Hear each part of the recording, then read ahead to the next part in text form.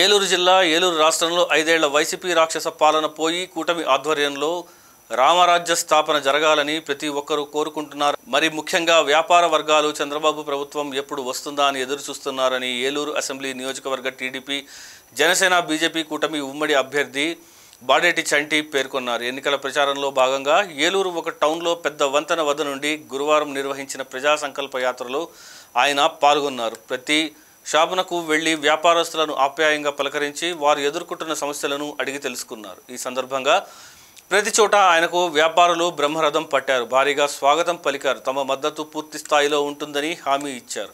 ఈ సందర్భంగా ఉమ్మడి అభ్యర్థి బాడేటి చంటి మాట్లాడుతూ గడిచిన 4 రోజులుగా ప్రతి ఒక్కరిలో అభద్రతా భావం పోయి కొత్త ఉత్సాహం కనపడుతోందని అన్నారు. నిన్న వరకు వైసీపీ ప్రభుత్వ అరాచకాలు తలుచుకొని భయభ్రాంతులకు గురైన సమాజంలోని ప్రతి ఒక్కరూ ఇప్పుడిప్పుడే ఆ భయం నుంచి బయటపడి స్వేచ్ఛగా ఉండగలుగుతున్నారన్నారు. ప్రతి ఒక్కరూ సీఎం జగన్ సైకో పాలన పట్ల విరక్తితో ఉన్నారని మే 13వ తేదీ ఎప్పుడు వస్తుందా ఈ ప్రభుత్వ చీడను విదిల్చుకుందామని ఎదురు చూస్తున్నారన్నారు. ప్రజల ఉత్సాహం చూస్తుంటే కొన్ని స్థానాల్లో అధికార పార్టీ అభ్యర్థులకు కనీసం డిపాజిట్లు కూడా వచ్చే పరిస్థితి లేదన్నారు. అలాగే కూటమి 160 స్థానాల్లో ఘన విజయం సాధించి సుస్థిర ప్రభుత్వాన్ని ఏర్పాటు చేయబోతోందని అన్నారు. ఇప్పటికే ఏలూరు అసెంబ్లీ నియోజకవర్గ పరిధిలో తన ఎన్నికల ప్రచారం పూర్తయిందని, అయితే కొత్తగా ఇచ్చిన హామీలను ప్రజలకు తెలియజెప్పాలన్న ఉద్దేశంతో మరోసారి వ్యాపారులను కలవడం జరిగిందని పేర్కొన్నారు. ఆయన వెంట జనసేన ఇన్ఛార్జ్ రెడ్డి అప్పలనాయుడు, టీడీపీ నాయకులు మధ్యాహ్నపు బలారం, కొట్టు మనోజ్, పలువురు పార్టీ నాయకులు తదితరులు పాల్గొన్నారు.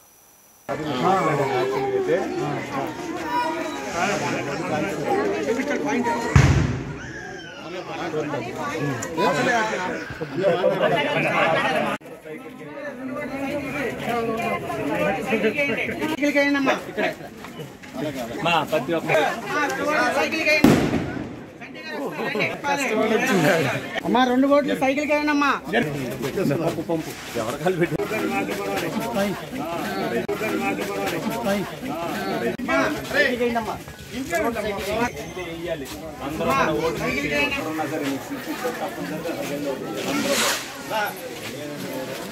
అరగంట ఎండ అయినా లేట్ అయినా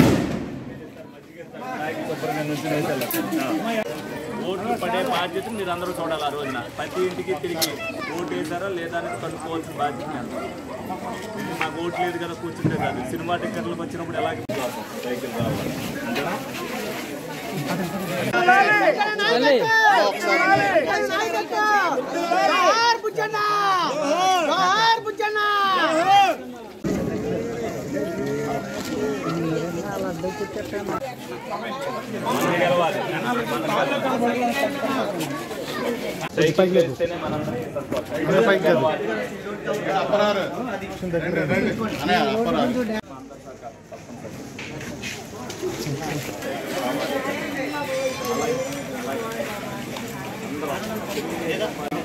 అమ్మా సైకిల్ చేయండి అమ్మా 2 ఓట్లు సైకిల్ చేయండి.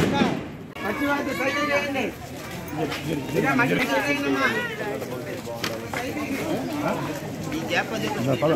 సైకిల్కి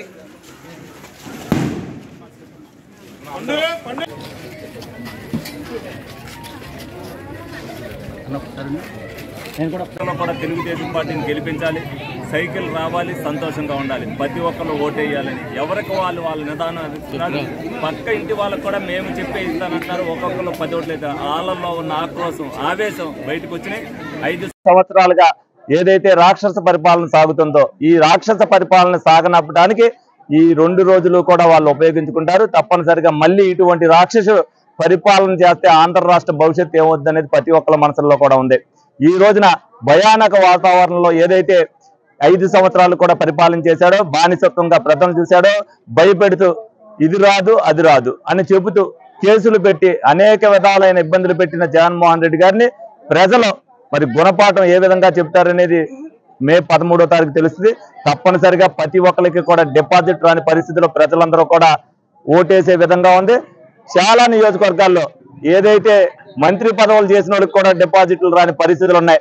వాళ్ళు ఎలా ఓడిపోతామని చెప్పి తిరగడం కూడా మానేశారు.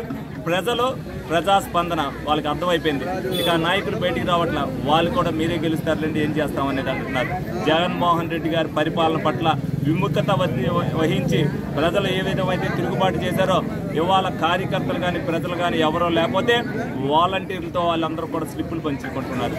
తప్పనిసరిగా వాలంటీర్లతో కూడా బలవంతంగా ఏదైతే రిజైన్ చేయించారో తప్పనిసరిగా వాళ్ళ చేత బలవంతంగా చేయించుకున్న ప్రతి వాలంటీర్ని కూడా తప్పనిసరిగా మళ్ళీ మేము ఉద్యోగాలు తీసుకుంటాం.